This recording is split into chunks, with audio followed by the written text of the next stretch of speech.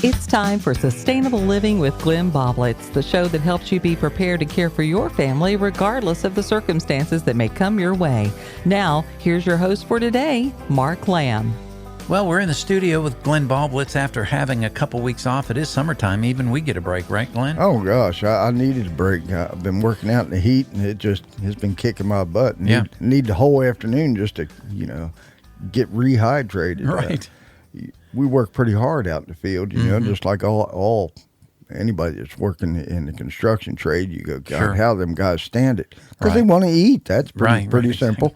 But, yeah, it's been a hot one. I'm glad we had a little break there. Yeah. So what are we talking about today? We're going to do a little garden report. Garden report, okay. Yeah. Not good. Not good. Not good. It just seems like everything. Have something to do with those 90-degree plus temperatures? Well, yeah, and just the rains and you name it. The whole Right. country is burning up and at the same time drowning. How does that work? Yeah. This year has just been a crappy year for our garden, my orchard. Had the late frost, wiped out my peach crop, took most of my apples out. Had to plant beans 3 times. Anybody else have to replant several times? Just that cold weather just sat there for the longest time, and then it went, nuclear on us. Right. That's there's not good. There was no springtime. Yeah, it just went from just nastiness to nastiness. Right. And it shows up in the garden. So, Sure. it's not you. Anybody that's listening, if your tomatoes are going, just crazy and leaf curl and all kinds of nasty stuff and got a lot of fungus out there, anytime you get this kind of humidity, Right. this kind of temperatures, that's just, fungus playground, bacteria playground, so deal with it, welcome to gardening. But our tomatoes really suffered. But there are areas, some people live up in a little higher elevation. It was just a little bit cooler, maybe had a little more shade than the rest of us do. Trade them out, whatever you got. If you want your tomatoes, there are people that have them. So, you may have to pay a little more for them or trade out whatever you got to do to get your tomatoes. I mean, my wife, I don't even want to say what she said every time she goes to the garden, but she is not happy. Yeah. But we planted German Johnsons. German Johnsons are not a big fan of heat, this kind of heat. Okay. They like it, 70 to 85. They're kind of millennials, but we like that tomato. Right. And it cost us this year. We got the Amish paste tomatoes. They seem to do okay. Nothing really does okay in this kind of heat. Right. When you get 95% humidity and 90-degree days, the plant can't breathe. Yeah. Hell, I can't breathe. Well, and then what about the water saturation they get from all the rain and then the heat and then the water and then if your garden drains pretty well, that's not an issue. We've got plenty of water. We've had plenty of water. Right. If we just wouldn't have had such extreme heat for so long. It's going on 3 weeks of 90-degree? No. Oh, yeah. And we haven't even hit mid-July to August yet. That's a little scary. That's kind of ugly for a plant. Sure. A plant needs to be able to open up its stomata, which is called a mouth opening, and breathe out water. Okay. What that does is cool the plant down. Oh, well, gotcha. the water don't evaporate, so we can't get rid of it. So it just sits there and suffers. Yeah. So the plant goes, okay, I've had enough. I'm going to shut down for, 3 weeks.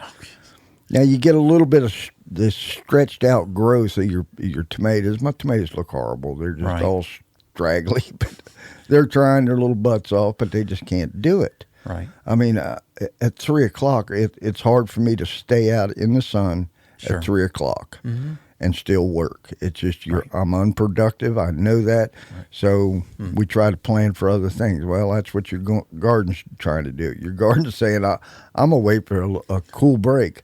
But August is coming. So this year just may be a crap year for certain plants. Right. There is a respite to this. Okay. Fall gardening. I think I'm going to switch if this continues, and this trend seems to be happening over and over again, I'm going to switch to fall gardening for certain things. Okay. definitely my cold crops, I'm going to move to fall. Mm-hmm. The broccolis, that kind of stuff, they didn't even make it into June, and it was that hot. And they said, screw this, I'm done. Yeah. So beans, tomatoes, you can plant again, and you can start that in let's see, the beginning of August. Okay. If you want to suffer through it. You may have to do some protection, a little shade cloth or whatever you can do. But beans do well in fall. In fact, I have better crops in the fall for beans. Okay. You could start planting your corn a little later so it doesn't suffer through as much. My corn, I finally got tassels up there, and I finally got a little corn stalk showing. So that may do okay as long as the water holds out. Okay. This is pretty important time for them to have the water for corn. Right. So, and we grow Ohio blue claridge, so it is a multi-use crop. I can feed it to the animals. Oh, okay. And you can eat it. You can make flour out of it, all that kind of stuff. Right. So that's one of my favorites. So I want it to do good, but you got to tend that stuff, Sure. Weeds. I don't know why weeds are immune to this kind of heat, but it seems like they just went crazy this year, especially like warm season grasses. They're just going nuts. My pasture's done okay. Right. Because it likes this heat. Mm-hmm. It's set up for this heat. It's land raced for this heat. And it is just booming, so that's good for the farmer who's got cattle and stuff out there and good pasture. Yeah. But it's just been a tough year, Got to think ahead a little bit, though. I like to plan for the following season during the previous season. Okay. And your fall, it's going to eventually cool off, and it's going to be fall. Don't forget to start picking out which produce you have that actually survived. Okay. Those are your strongest ones. All right. Letting certain really quality plants and its fruit go to seed.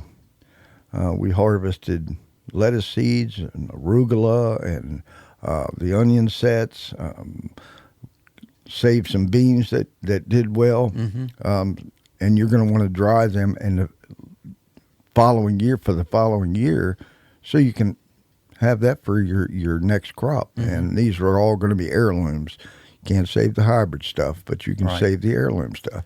Gotcha. And so, this is the time of year you start picking them out. Put a little wood stake there and say, do not pick, whatever it takes. But so you'll have seeds for next year. Okay. Why is that important? Because we don't have as many as we used to. There's not as many people selling seeds as they used to. Right. Hence, the price has gone through the roof. Right. You get a package of beans now, it may have 20 seeds in it.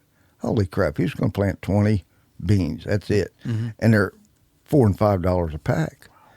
I mean, it wouldn't be out of the question if you can plant a nice patch of beans to spend $25, $30 planting beans. Holy cow, you could have bought the thing. Yeah, that's... So just as an economic thing, save your seeds and make sure you're growing heirloom and growing something you like because you're going to need it. Yeah. So that's pretty much the garden synopsis so far. Not real productive. But there are people out there that's had a little better years, so you may have to barter and trade, and that's the point of this conversation. Right. So we move on to the animals and beef, and beef has gone crazy. I don't know if you follow that at all. I have not.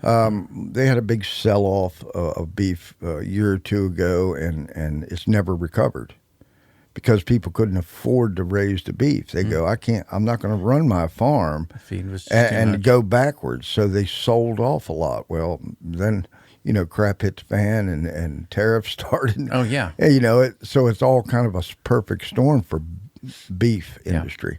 We're kind of being manipulated a little bit because the money grabbers seen an opportunity to really poke us in the eye. Okay. And then you have other people that go, oh my gosh, we need to build up our herd. So those two have driven the prices up, and the farmers are not letting beef go because now they need to breed more Okay. calves, so they're not selling off their heifers. Right.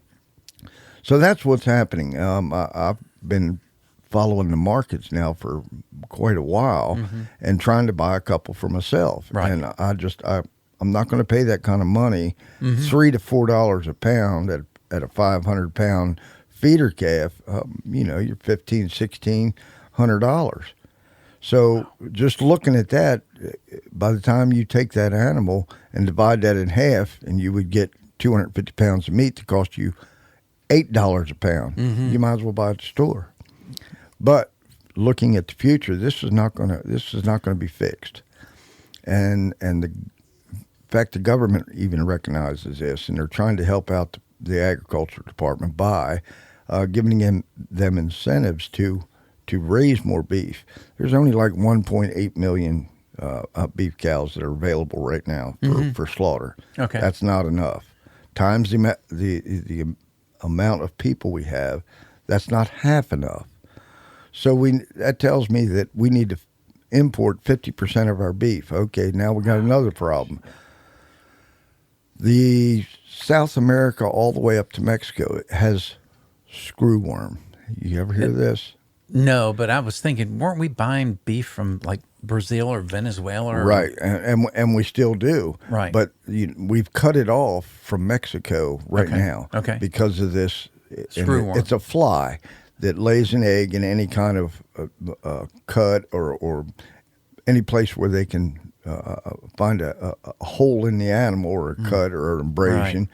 They lay this egg and the thing turns into screwworm, but it eats flesh. Oh, boy. Oh, great. Well, guess what? It doesn't stay in the cattle. You eat that piece of meat. Now, you could have that screwworm, and it actually eats flesh from inside. Wow. So they go, whoa, we got to do something about this. And they're trying. They're putting out all these sterile flies. Holy cow. Adding something to the environment. Great. So that's not real good. Now, for me, I'm saying, okay, it's local beef or nothing. Yeah. Local beef or nothing, folks.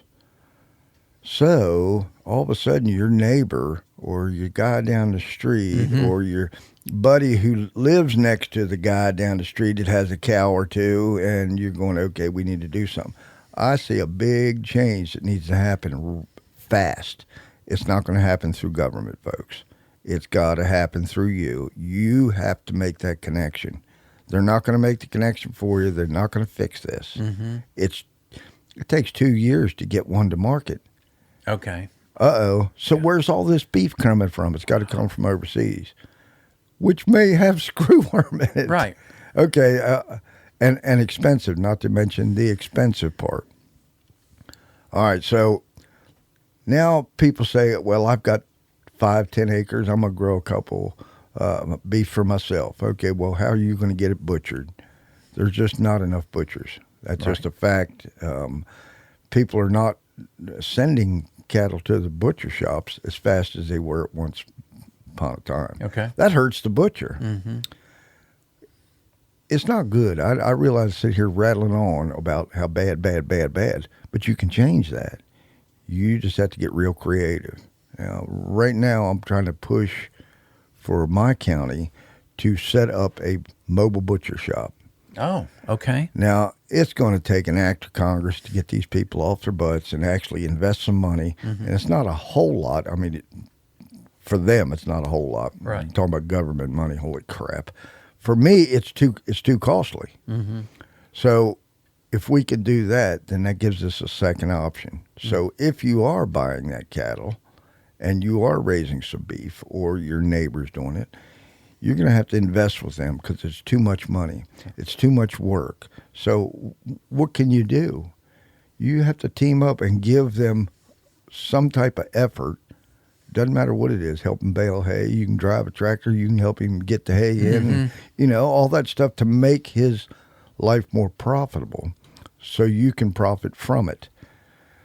So that's just one thing, just trying to get this mobile butcher shop. And there's already one here, but it's for small animals. Did you know that? Virginia Tech got some big grant, made this $80,000 trailer that'll come to your farm and butcher, I think, a sheep, goat, and maybe pigs. I can't remember what the article actually said, but $80,000. You give me $80,000, I'll set up that butcher shop. So that's the kind of things that need to happen really fast. You making me think, because we have tech in our backyard, how many of these schools like tech are looking at the long game and having these conversations? In other words, we can be part of this solution. Are we pushing our educational system when it comes to these polytech schools that are into agriculture? They've got to be seeing the problem and trying to figure out ways to come up with some solutions. I mean, isn't that why we send our kids to school for the future? And they get no. They're sent to school for profit margins, because when they come out, that's what they want, industrial type farming, because that's where the big bucks are. Right. They're chasing the big bucks. Well, I've done construction my whole life, and I found out a long time ago that a quick nickel is better than a slow dime. Industrial type agriculture is a slow dime. Too much inputs. When it can be done just as efficiently on a smaller scale, just more of it. Right. So, and rather than putting all these chemicals to kill the bugs, why not make the plant healthier by living soils? And I know you remember all the conversations I've had on that. Yeah, sure. But that kind of thing is being handled one farm at a time, where the farmer has educated himself to a better practice. So that is coming along, but it's not coming from the schools. It's not going to come from that type of agriculture, because they're geared towards multi-thousand-acre farms for grains and that kind of stuff. Same way with the cattle industry and pig. Second issue would be the beef packing industry or meat packing industry altogether. There's only a few really big ones who does 80% of our beef, which means they get to dictate 80% of your beef prices. That's not good. No, that's not. So what are they going to do? They're going to go for the most profit they are, and here we are, back to profit. Nothing about quality, nothing about the consumer. It's all about their profit, and they're in business, and that's what they should do. But that's not a good practice for you and I. Sure. So we're going to have to make up our own practice, our own methods, our own supplies.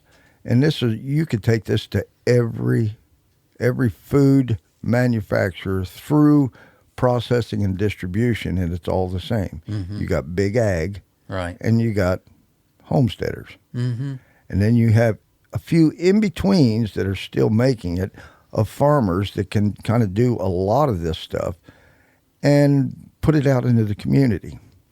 I'm going to put a shout out to Triple Oak Farms. We had him on, 2 years ago when the state invaded his place because he didn't have the perfect setup. And they took everything the man had. That's just... Now, he fought it. He did not win. He had to comply. So he goes, okay, I am all in. And that's what that man did.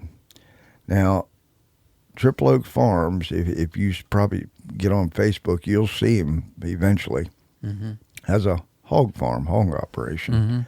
He also has a dairy operation. So he is actually supplying milk all around 2 or 3 counties. That's phenomenal. One guy. And he said, okay, I'm going to do this. I'm all in. Now, he's working 15 hours a day, 7 days a week. Give the man a shout out. Give the man your business. You may pay a 50, 60 cents more a pound, but you'll get the best pork you've ever had. And I'm going to have to call him up. I think he owes me a pork chop or two for this shout out, but I'm just saying we need to do that over and over and over again. And there's some beef farmers around here that are doing this. They're just not to that scale. They don't have that kind of scale, and they're not all in. They're fairly comfortable with where they're at, and they go, okay, I'll sell a few live cattle. Because none of these farms have their own butcher shops. And Triple Oak Farms still has to take his hogs to North Carolina to have. So that's part of the expense. That's that extra 60 cents. Yeah. That you're paying. Yeah. Because that man has to work double hard to get a finished product. Mm-hmm. If they would just ease up some on these small butcher operations, and I don't mean let them get away with anything. Right. Just don't beat them to death. Yeah, you regulate them right to death. And some of these are family operations, and there's still people, homesteads and farmers that are butchering their own cattle, and whether the government knows it or not, they're supplying their families, extended families. Right. Now that's illegal. Really? Okay, then you get into these herd shares. Yeah. But they're taking, in order to do that, you still have to take that to a registered butcher, and it has to be inspected and all that kind of stuff. But I've been to some of those butcher shops, and I am definitely not going to name anybody's name, and some of them are not here in Virginia at all. But they're not the cleanest facilities. They are not. And I've been to farms where their butcher shop was cleaner than that facility will ever be. Right. Now, they may have started these big butcher shops, started out with all clean, pristine, clean walls, but, a month in, and that's out the window. There's been several instances where they were shut down because the machinery has so much bacteria in it they couldn't clean it. Oh, wow. Just too many moving parts to clean.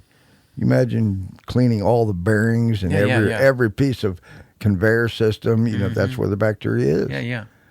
You'd have to pretty much tear it down. So you can see the battles going on here. Sure. Do the best we can with what we got.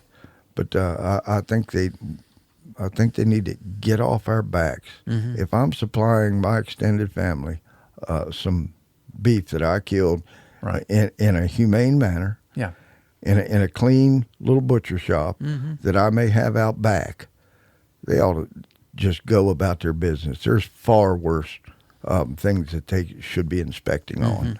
So that being said, Walmart, if you want to inspect something, go inspect their meat department.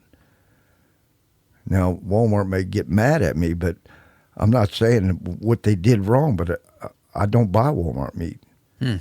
I had someone very close to me worked there and said, "Do not buy here." Wow. Well, that was kind of scary. Yeah. And I'm not going to say I verified all that, but I'm just telling you, the rumor is out that is bad.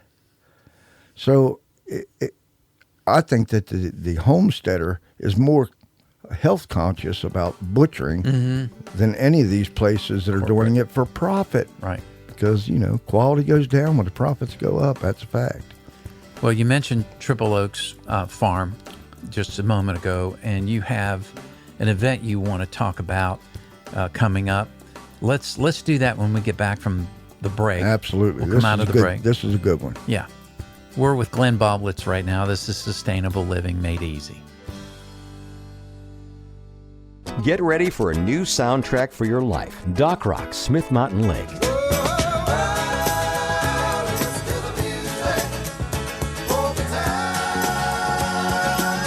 It's music that'll take away your troubles for a while. That's what I'm talking about! Wake up with Janet and Mark on the Morning Jam. They'll keep you informed and encouraged, and we all need more of that.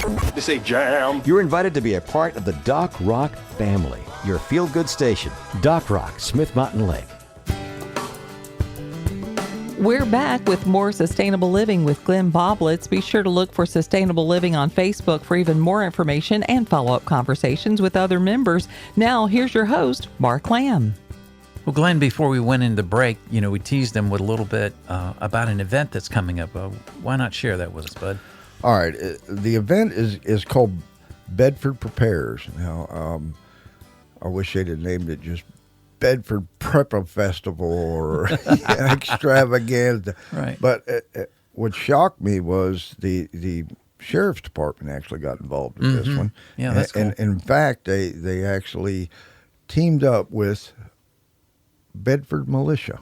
Oh, wow. Wow. That's awesome. A government and a militia. Now, this militia is a legitimate militia. This is not the fly-by-night guys that are, decked out in camo and camoed face and running around the woods, threatening to shoot people. No, these are actually part of the government that is a backup for the government. Yeah. Now, just putting backup for the government doesn't sound right at all, but you got to remember, Bedford is a very agricultural community. Yeah. So the Bedford boys from World War II, they're heroes. Well, these are the new Bedford boys. Oh, that's great. These are just average Joes that say the world is a little crazy, cities are burning down, and there's not enough police. The police turn around and said, there's not enough police. If something were to happen, not just something catastrophic. I'm not talking about just riots, civil war, craziness like that. I'm talking about just a natural disaster. Yeah. They had a hurricane come through in Thaxton. Before the county could really get organized, Bedford militia, Campbell County militia, made a couple phone calls. And there was 60, 80 guys on the ground with equipment, including me. They called me up, said, hey, you got a Bobcat. Can you come out and help us? Because them people got wiped out. Their little community was shut down. So that's what we did for the next 3 days is went and cleaned these people's entire neighborhood up. Wow. Bedford police went, holy crap, where'd all these people come from? Yeah. And that was the beginning of something good. Sure. So fast forward, the sheriff is going, we need to be prepared too.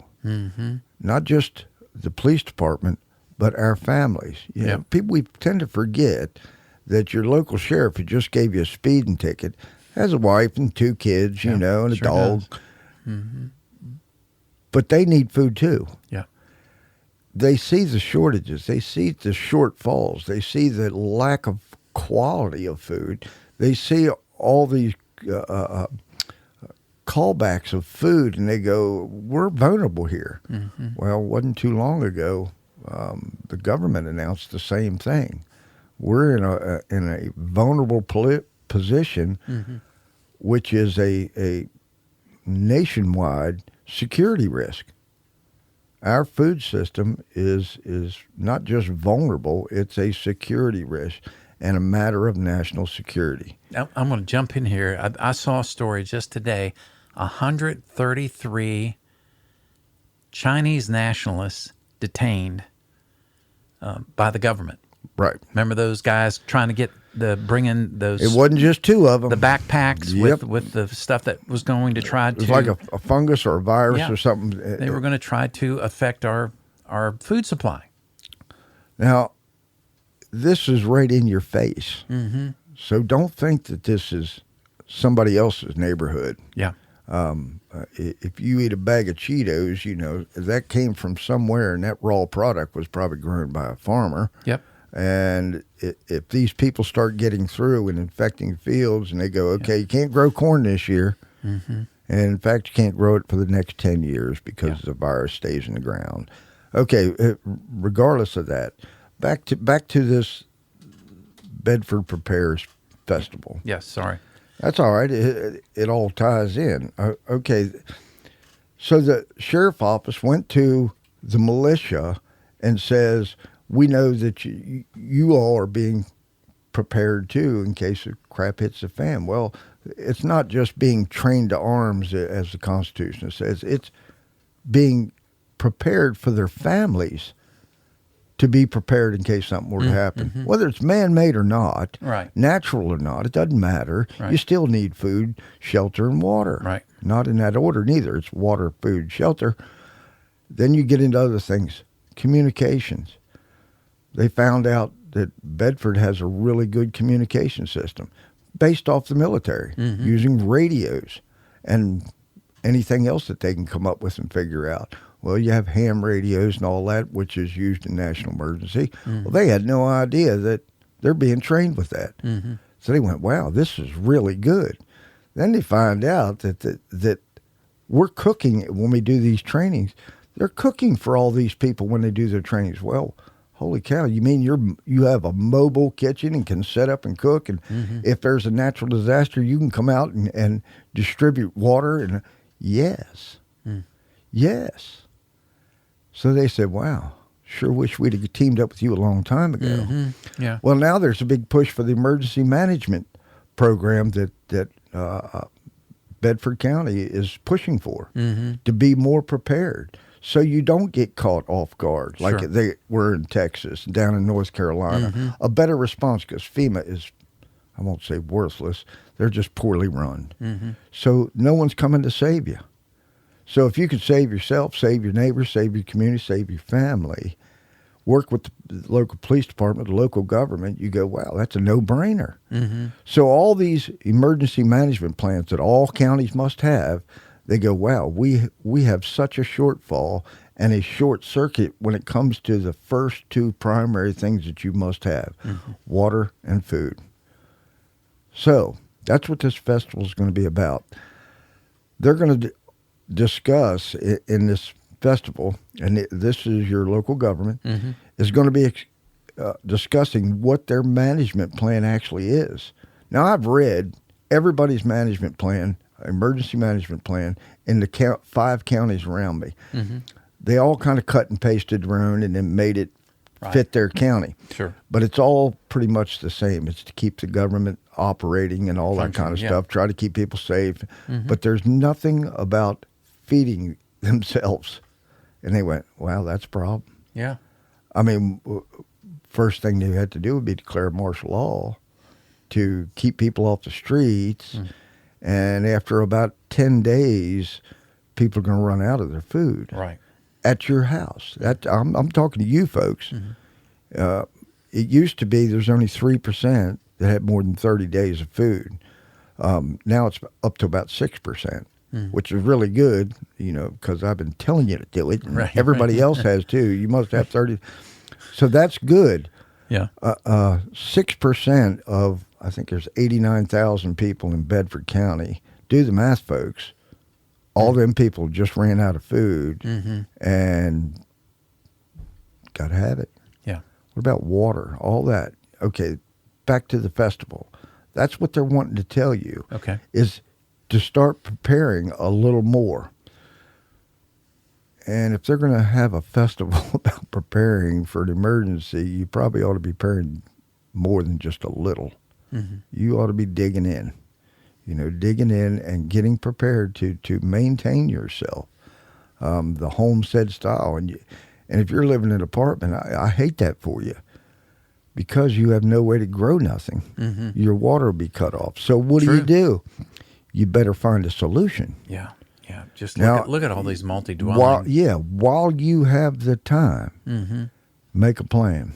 I mean, the ones over near the hospital that they're building in Lynchburg, and then the one on Simon's Run. Yeah. I mean, they're literally hundreds and hundreds of these units. Which means some there's of them thousands look like prisons. That just irks me. The one they're not the prettiest buildings, I can tell you that. Let me help the architect out. Build something that looks like I want to live in, not be incarcerated in. All right, let me get the dates here. The date for this festival, and get your pen out and write this down. September 27th of this year. It'll be from 9 to 5 at Fallen Creek Park. That's right there in Bedford. Okay. You can go on, I think it's festivals.com. I think it's already listed there. It's on Facebook. You can find it through events. Okay. So that's what you need to do. Now, there's going to be some speakers there. One is from the Department of Emergency Management. That's their director here in Bedford. So he's going to tell you what they're going to do. Okay. That's important. We did a thing on martial law. So you have to know what's coming. Right. Now, you have to know what they're going to do so you can, A, stay out of their way so they can do their job. Sure. They're going to try to keep your water flowing, your electricity on, all that kind of stuff. It's pretty important. They're going to try to keep bad people from running around pillaging. Stay out of the way. Yeah. So when you see them coming, you know what they're doing. They're not after you. They're not coming to take your food. They're going to tell you all this. That's why it's very important that you should actually be there and learn what their response is. And maybe you can help them, be a resource rather than a hindrance to them. Okay, I had a couple other words there, but we'll go with hindrance. Okay. All right, so works for me. That's one. Then we have from their Department of Agriculture, their guy in I forgot his name right off, but he's going to be speaking on how these farmers can get together and actually be a resource. Now, it's obvious that they're planning for something that's more than a week, more than 30 days. Mm-hmm. You have to have a continuous flow of food and water. And if they can get these small farmers and even large farmers to participate in that, and everybody get organized, then their families get involved, and it's eventually going to come back around to you. So if you can be a resource for them, that's what they're asking. Can you be a resource for us? So we can survive as a community. Right. If it is a major natural disaster or a bunch of idiots that have done something to us, or war. Nobody wants to talk about the W word, but okay, it's all around us. So get prepared is what I'm telling you. Then you're going to have vendors that are out there that are of the prepper mind. Now, when people talk about preppers, they think, beans and ammo. Okay, there's guys will be there too, but there's also medical. Jennifer Troyer is going to come in and do a whole thing on herbal medicines that you can actually grow, make yourself. That's real important. And how to take care of yourself and what some of these herbs can do. Some of these herbs are just as strong as any pill you'll ever take and probably has zero side effects compared to pharmaceutical stuff. So if pharmaceutical gets cut off, just like everything else will, at least you can have a basis at which you could heal a cut. Band-Aid. Now, there's a lot more to medical, obviously. Stop the bleed classes. There been 4 or 5 in the past couple months where you can actually go for free and learn how to stop the bleeding on a major cut, a major wound. Now, if people start carrying guns around and shooting at us, somebody's going to get a bullet hole eventually because people shoot back. And I don't even want to think about that, of course, but let's not even talk about that part. Let's just talk about falling down while you're trying to work your farm or go get water, carry the water from the creek, whatever you're going to do. You're going to get cuts and bruises and break a leg, all that kind of stuff. So bone up on that. That's a big one. We're talking about trying to survive a bad thing. Survive. Well, if there's no medical available, a cut could be serious. Oh, yeah, absolutely. If you've ever cut your finger and didn't take care of it well and it got infected, you go, well, I won't do that crap again. I'll keep it clean. I'll keep it bandaged up. I'll keep it medicated. Okay. What if it's not there? There's a whole lot of things that you can do medically. Anyway, then there's vendors that's going to show you how to make your own bread. Bread of life. Even the Bible talks about it. Man should not live by bread alone. Well, apparently bread was pretty darn important. It's been around a couple 1,000 years. Well, how do you make bread? Well, you might want to learn that one. And again, back to the farmer. Who's going to grow our wheat if crap hits the fan? It's got to be grown in wheat first. Or corn. That's why I like that Ohio Blue Claridge, folks. It's easy to grow. It's not hard to harvest, and you can make good cornbread out of it. It's actually blue. Looks like a Smurf cornbread, but it's really good. It's really sweet. Anyway, that's another one. But there's going to be a lot of stuff for kids also. Classes for kids. So it's not just gloom and doom kind of classes. So I'd like for everyone to come out and do this. This is, again, September the 27th from 9 to 5 at Fallen Creek Park. And you can look that up and come out and see us and participate. You can actually, there's going to be a question and answer period also for the emergency management plan class and the agricultural class. Okay. It should spur some very good conversations. Be a part of that conversation so you can be a part of the solution. We don't want you to be part of the problem because the problem will be handled if you're a part of it. Yeah. So it's better to be on the good side. Sure. Well, it's long. That's good stuff, Glenn. That gives us plenty to think about in the first half, and then we can act on some of those things in this second half. So give us the date one more time. September the 27th, 9 to 5, Fallen Creek Park. We'll be talking about that in the days ahead. We'll put this out again and start looking on Facebook, and there's going to be more details out there about this, about all the vendors and stuff. And if you want to be a vendor, you can still have time to do that too, if you'd like. If you have some skill you want to put out there, bring that skill and be prepared to talk. Because there's going to be a lot of people out there that are going to be talking about preparing. So make those connections. That's what's going to be really important. It's probably the first true community event in which like-minded people can get together to say, we just want to be a community. Yeah. Well, as always, sir. Wow. That was a good Give one. us plenty to think about. Yes, indeed. We'll see you next time, bud. Thank you. Join us again next week for Sustainable Living with Glenn Boblitz, helping you be prepared and not scared. This podcast drops every Friday anywhere you get your podcast.